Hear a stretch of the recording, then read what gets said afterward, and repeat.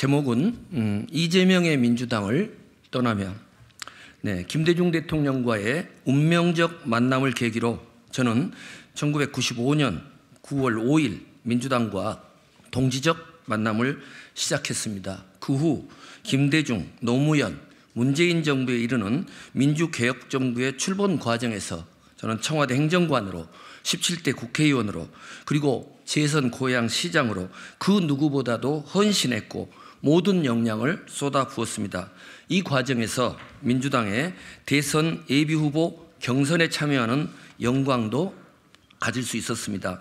하지만 이해찬 당대표 체제가 들어서고 이재명의 민주당에 이르는 과정에서 민주당은 말로만 김대중, 노무현 정신과 시스템 공천을 외쳤지 실제로는 이재명을 위한 이재명에 의한 사당화의 길을 걸었습니다.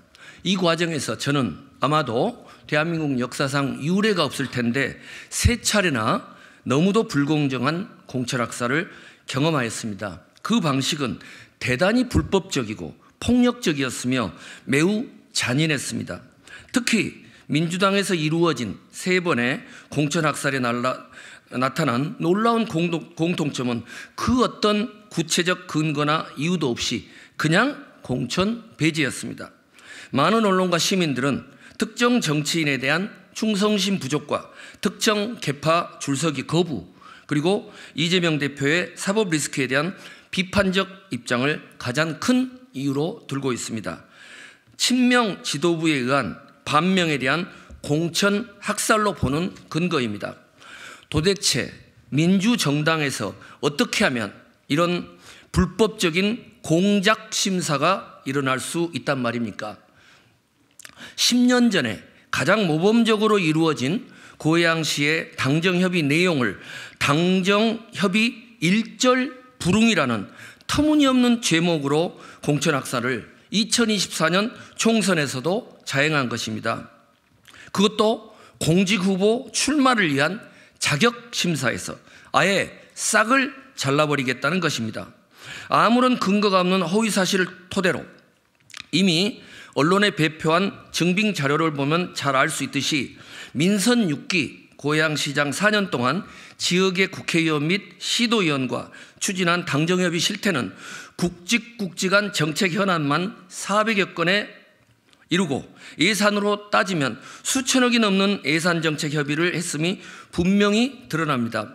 여기 잠깐 보시면 이 자료가 바로 고양시 당정협의 결과 경기도 공심위에 기제출한 자료, 소상히 이 내용이 나와 있습니다. 제가 이메일로도 보내드렸고 지난번에 배포했습니다만은 필요한 분은 복사를 해왔기 때문에 밖에서 여러분들에게 전달해드리도록 하겠습니다. 따라서 법원에 가처분 신청을 낼까도 생각했지만 어차피 떠날 당, 마지막을 아름답게 하자는 취지에서 법적 대응을 자제했습니다. 2024년 1월 오늘의 민주당에서 진행되고 있는 현실은 저의 첫 박사학위 논문 주제인 북한의 수령 체계에서나 있을 법한 정략적인 공천 학살입니다. 이재명 대표는 그 스스로가 공표했듯이 4개의 전과가 있고 지금도 숱한 범죄적 의혹으로 재판을 받고 있습니다. 그런데 누가 어떤 기준으로 심사했는지 적격 판정입니다. 이를 두고 언론에서는 이재명 대표의 셀프 통과라 비판합니다.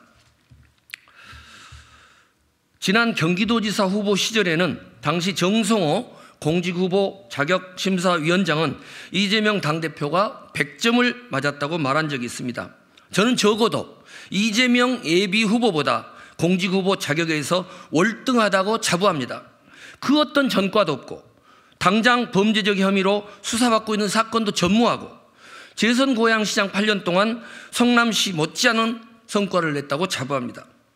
그리고 여기서는 생략하겠습니다마는 지금 공천은 부적격자에게는 적격을 남발하고 비명, 반명, 특정 후보에게는 부적격의 공천학살을 하고 있습니다. 울산 선거 개입 의혹으로 1심에서 징역 3년을 선고받은 모 의원, 전당대회 돈봉투 의혹으로 재판을 받는 모 의원, 돈봉투 의혹은 직무평가에서 감점을 받지도 결격 사유도 되지 않는다는 겁니다. 또 우리처럼 전직 모 시장은 음주운전 벌금형의 야간 공동 폭행죄인데도 불구하고 적격. 네. 또 이재명 당대표 특보는 가짜 대학생 고문치사 사건에 연루됐는데도 적격. 성추행, 음주운전, 무면허 운전, 그리고 치사 사건과 연루된 모 이재명 대표의 특보 역시 후보자 검증을 했다고 봅니다. 이 결과가 주목되는데요. 또 아빠 찬스로 전 국회의장의 아들은 적격. 그러면 김윤식 전 시흥시장 같은 경우는 당의 경선 전략공천 방침에 동의했는데도 불구하고 당을 상대로 소송을 제기했다는 해괴한 논리를 들어서 부적격. 네. 또 현근택 부원장의 성희롱 논란이 됐을 때 이재명 대표의 최측근 의원과 병상에 있는 이재명 대표 사이에서의 징계 수위를 비밀리에 협의한 핸드폰 메시지가 공개됐습니다. 이게 어떻게 시스템 공천입니까? 이재명 대표 개인의 사천이죠. 이걸 두고 최근 민주당을 탈당한 모 의원은 최순실의 국정농단과 뭐가 다른가 이런 문제 제기를 했습니다. 따라서 이러한 민주당의 공천 자격 심사는 한마디로 오락가락 잣대이며 이재명 당대표에 대한 충성심이 높은 친명 인사이면 아무리 중범죄라도 적격이고, 그러나 저나 김윤식 전 시흥시장이나 또 조금 이따 발표할 이근규 전 시장님 같이 반명이거나 비명이거나 친명 인사와 갈등적 관계가 있는 경쟁적 관계가 있는 인사는 하등의 법적 위반이 없고 그 누구보다도 민주당을 위해서 헌신한 인물일지라도 부적격 판정을 내리고 있습니다. 네. 따라서 저는 더 이상 이재명의 민주당에 남을 이유가 없다고 판단했습니다. 법치주의도 최소한의 공정성도 찾아볼 수 없고 당내 민주주의도 실종된 민주당에 남아있는 것이 너무도 부끄럽습니다. 우리 아이들에게 그리고 국민들에게. 따라서 이번에는 제가 출마하고자 하는 고양시 을 지역의 주민과 시민들에게 저의 공직 자격과 능력을 직접 평가받고 싶습니다. 다행히 이낙연 전 총리를 중심으로 새로운 신당인 새로운 미래가 출범하고 있어 진정으로 민주적이고 공정한 신당에서 국민적 심판을 직접 받고자 합니다. 그래서 지난 1월 10일 이낙연 전 총리의 탈당 시점에 맞춰서 동반 탈당을 하였습니다. 그 외에도 드리고 싶은 말씀은 있지만 문서로 대신하고요. 저희의 힘들고 고통스러운 결정을 넓고 깊은 마음으로 헤아려 주시기 바랍니다. 감사합니다.